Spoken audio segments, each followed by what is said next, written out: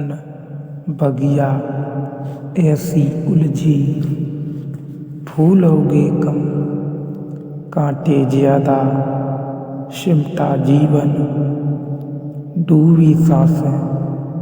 आना है तो अब भी आ जा, यदि आपने अभी तक अंतिम अध्याय नहीं देखा है तो कृपया करके अंतिम अध्याय देखें, उसके बाद ही इस अध्याय में प्रवेश करें।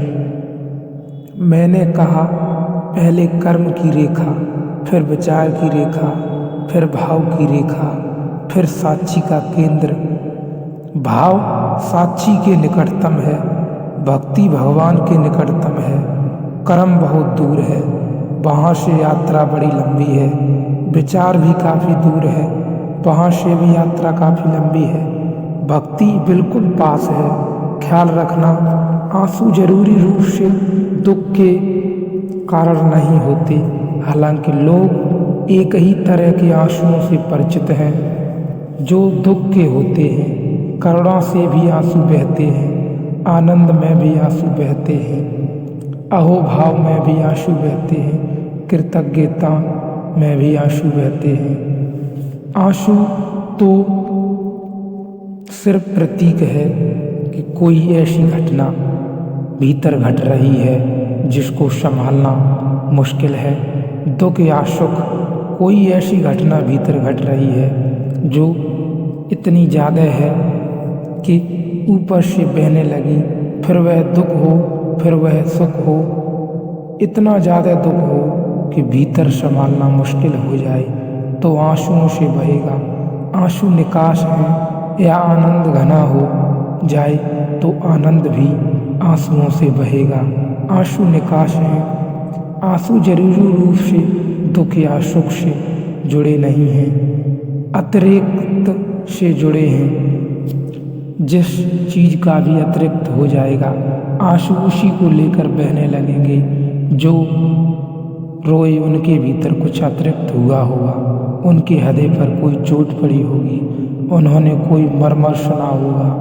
अज्ञात का दूर अज्ञात की किरणों ने उनके हृदय को स्पर्श किया होगा, उनके अंधेरे में कुछ उतरा होगा। कोई तीर उनके हृदय को पीड़ा और आह्लाद से भर गया होगा। रोक न पाए भी अपने आंसू। मेरे बोलने के प्रभाव से इसका कोई संबंध नहीं है, क्योंकि तुम भी सुन रहे थे। अगर मेरे बोलने का ही प्रभाव होता तो तुम भी रोते होते, सभी रोए होते। नहीं, मेरे बोलने से ज़्यादा सुनने वाले की हार्दिकता का संबंध है। जो रो सकते थे वे रो गए, और रोना बड़ी शक्ति है। एक बहुत अनूठी दिशा को मनुष्य जाति ने खो दिया है। पुरुषों ने, स्त्रियों ने थोड़ा बचा रखा है। स्त्रियां धन्यभागी हैं। मनुष्य की आंख में मनुष्य, पुरुष हो किसी एक सी ही आंसुओं की ग्रंथियां हैं, चाहे वह पुरुष हो चाहे वह स्त्री हो। प्रकृति ने आंसुओं की ग्रंथियां बराबर बनाई हैं।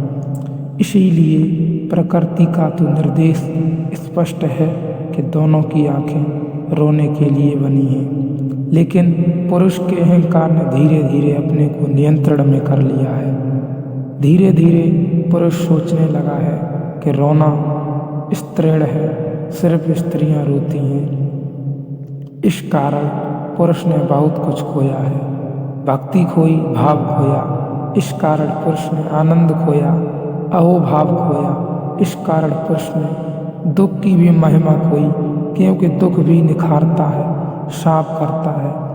इस कारण पुरुष ने के जीवन में बहुत बड़ी दुर्घटना घटी।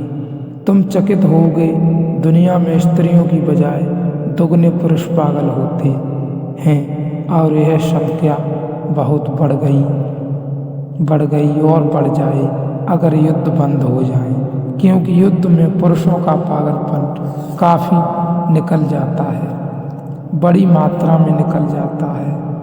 अगर युद्ध बिल्कुल बंद हो जाए 100 साल के लिए, तो डर है कि पुरुष में से 90% पुरुष पागल हो जाएंगे। पुरुष स्त्रियों से ज़्यादा आत्मघात करते हैं। दो गुना आमतौर से तुम्हारी धारणा और होगी। तुम सोचते होगे स्त्रियां ज़्यादा आत्मघात करती हैं।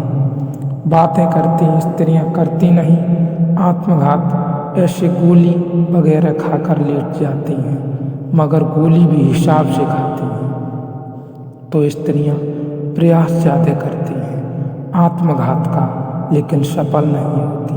उस प्रयास में भी हिसाब होता है।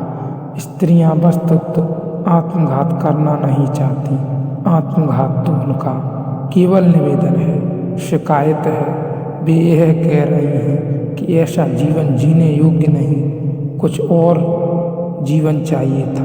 वे तो सिर्फ तुम्हें शब्द दे रही हैं, खबर दे रही हैं कि तुम इतने क्रम हृदय हो गए हो कि जब तक हम मरने को तैयार न हो जाएं, शायद तुम हमारी तरफ ध्यान ही न दोगे। वे सिर्फ तुम्हारी ओर ध्यान आकर्षित कर रही हैं। यह बड़ी अशोभन बात है कि ध्यान आकर्षित करने के लिए मरने का उपाय करना पड़ता है। आदमी जरूर खूब कठोर हो गया होगा, पथरीला हो गया होगा। स्त्रियां मरना नहीं चाहती, जीना चाहती हैं। जीने के मार्ग पर जब इतनी अड़चन पाती हैं, कोई सुनने वाला नहीं, तब सिर्फ ध्यान दे सको इसलिए मरने का उपाय करती हैं। लेकिन पुरुष जब आत्महत्या करते हैं तो सफल हो जाते हैं। पुरुष पागलपन में आत्महत्या करते हैं।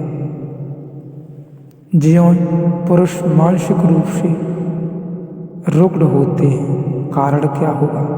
बहुत कारण हैं, मगर एक कारण उनमें आंसू भी है। लेकिन आंसू परमात्मा के निकटतम हो सकते हैं। उसके भी आंसू निकल सकते हैं जो परमात्मा के निकट पहुंच गया है। और आंसू वहाँ से भी निकलते हैं जहाँ तक हृदय की आवाज़ न पहुँचे और आंसू पहुँच गए हों।